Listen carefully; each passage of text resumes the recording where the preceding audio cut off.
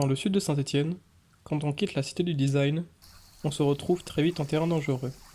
Et ces lieux appartiennent à ceux qui ont su s'y adapter. Sans aucun doute, l'espèce qui a le mieux réussi dans ce milieu hostile sont les outils artistiques. Pinceaux, crayons, cols et feutres, tous ont développé au fil de l'évolution des tactiques de chasse et des moyens de défense pour survivre. Le plus puissant d'entre eux et le plus redouté est le rouleau, aussi surnommé cylindre cruel. Le rouleau établit son domaine à proximité des zones artistiques, telles que les écoles d'art et les musées. Mais on le rencontre aussi près des magasins de bricolage, comme Leroy Merlin ou bien Brico Dépôt, où il vient chercher des proies à sa convenance. Les hommes comme les animaux ont de bonnes raisons de le craindre. Il détient une arme terrible, une traînée de peinture venimeuse qu'il laisse derrière lui lors de ses déplacements.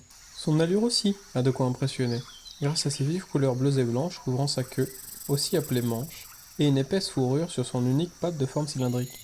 Avec un tel portrait, on pourrait croire le rouleau sans faille. Pourtant, comme toutes les fournitures d'art, il possède une très mauvaise vision. En effet, il ne perçoit les formes ou les silhouettes que lorsqu'elles sont en mouvement. Malgré ça, c'est un prédateur hors pair. Le rouleau est plutôt du genre casanier. Il peut rester des jours et des jours dans le même trou, mais quand il part explorer son domaine en quête d'une proie, mieux vaut ne pas se trouver sur son chemin. Première rencontre du jour, un pinceau qui conviendrait très bien au rouleau. Mais sans vision, comment le rouleau fait-il pour trouver ce qu'il cherche?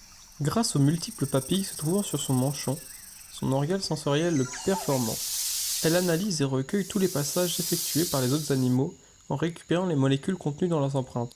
Puis, n'a plus qu'à se laisser guider. Il semble bien décidé à poursuivre le pinceau pour le chasser de son territoire. Le rouleau n'aime pas que l'on s'attarde sur son domaine. Il arrive évidemment que les proies ne se laissent pas faire. Le pinceau a cru trouver refuge dans cette cavité rocheuse, mais ce sera son tombeau. Le venin qu'il produit suffit généralement pour neutraliser une petite proie.